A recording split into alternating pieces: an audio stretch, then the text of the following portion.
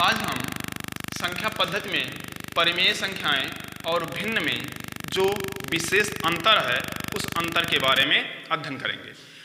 कभी कभार ऐसा होता है कि हम बहुत बड़ी बड़ी डिग्रियां हासिल कर लेते हैं, बहुत अच्छे तरीके से अध्ययन कर लेते हैं, लेकिन जो दीपक के तले अंधेरे वाली बात होती है कि छोटी छोटी बातें हमसे छूट जाती हैं। डिग्री आप ले चुके हैं, बहुत काफ़ी तैयारी आपने कर ली है, लेकिन जब आप प्रिपरेशन करके एग्जाम में कंपटीशन में बैठते हैं तो आप क्या करते हैं, छोटी सी गलती कर देते हैं। आप समझ ही नहीं पाते हैं कि यह कौन सी रैशनल नंबर है और कौन सी फ्रैक्शन है।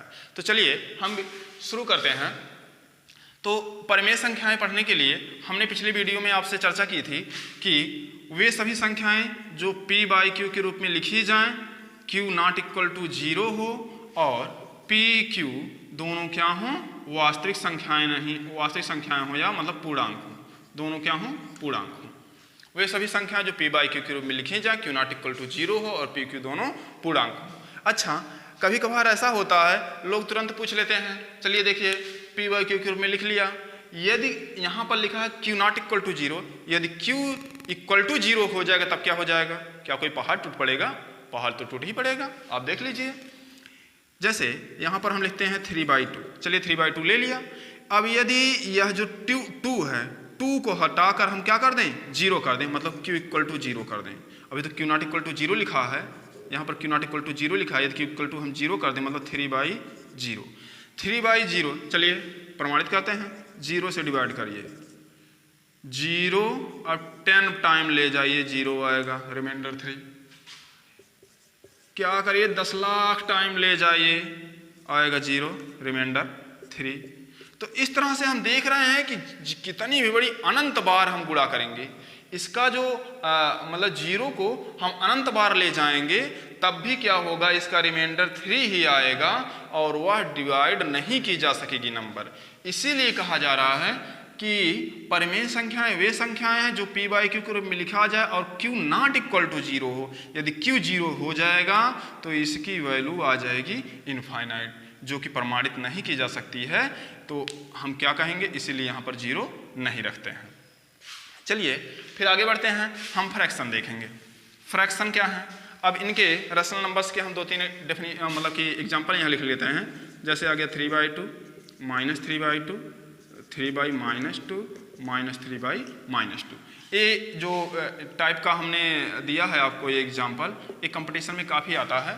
तो हम देखेंगे फ्रैक्शन के लिए वे सभी संख्या, मतलब किसी भी वस्तु का अथवा किसी भी संख्या का जो भाग होता है उसी भाग को हम भिन्न कहते हैं, फ्रैक्शन कहते हैं। मतलब वो अंश बटे हर के रूप में लिखा गया हो, बस इतना ही। तो हम यहाँ पर देखेंगे कि लिखा है 3/2, क्या यह फ्रैक्शन है? हाँ, यह फ्रैक्शन है। क्या यह रैशनल नंबर है? हाँ, यह रैशनल नंबर है। लिखा जाए -3/2, क्या यह फ्रैक्शन है? हम कहेंगे नहीं, यह एक फ्रैक्शन नहीं है। अब आप कहेंगे क्यों, क्यों यह फ्रैक्शन नहीं है?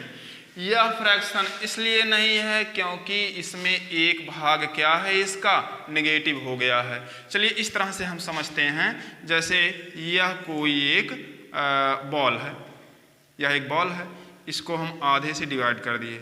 चलिए हमने डिवाइड कर दिया। अब ये जो है इधर है, ये इधर है, इसका 1/2 भाग है, इसका 1/2 भाग है। तो अब यह एक भिन्न हो गया और यह एक भिन्न हो गई, दूसरी भिन्न। तो यहाँ पर अब 2 भिन्न हो गए हैं। अच्छा, यदि हम यहीं पर कह देते -1/2, अब यदि हो जाए -1/2 तब तो ए वाला भाग हो गया, ये इसका जो सॉलिड पार्ट है नहीं, इसमें गहराई वाला जो भाग है ए वाला, ये अंदर गहराई वाला जो भाग है ए वाला। तो क्या कभी आप किसी गड्ढे को खोदकर, गड्ढे में माइनस का मतलब ही होता है गहराई में जाना, नीचे की तरफ जाना। जैसे अब यही एक गिलास है, यही एक गिलास है, अब इसमें पानी भरा हुआ है, अब यहाँ तक ये पानी भरा हुआ है और ये पूरा गिलास है। तो अब ये क्या है, इतना खाली है, ये इतना क्या है, भरा हुआ है। तो भरा हुआ है तो इसको हम बोलेंगे पॉजिटिव पार्ट, और ये जो खाली है इसको बोलेंगे नेगेटिव पार्ट। तो वही चीज़ें हैं कि हम गहराई में कभी ऋणात्मक भाग को नहीं लेंगे। जैसे हमारे पास 100 रुपया है तो हम आपको आधा भाग दे रहे हैं, तो हम आपको 50 रुपया देंगे। अब आप कहेंगे हमको -आधा भाग दे दीजिए, तो -आधा भाग हम कहाँ से देंगे?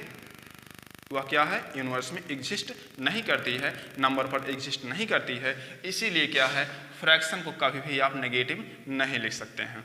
तो रैशनल नंबर और फ्रैक्शन में यही डिफरेंस है कि रैशनल नंबर्स नेगेटिव भी हो सकती हैं, पॉजिटिव भी हो सकती हैं, दोनों, मतलब कि इसका जो अंश और हर है दोनों नेगेटिव हो सकता है, दोनों पॉजिटिव हो सकता है। बट फ्रैक्शन में ना तो अंश ना तो हर कोई भी नेगेटिव नहीं हो सकता है। 100% एकदम कन्फर्म आप जान लीजिए कि जब भी आपको फ्रैक्शन शो करना होगा तो उसमें अंश और हर दोनों पॉजिटिव होना चाहिए।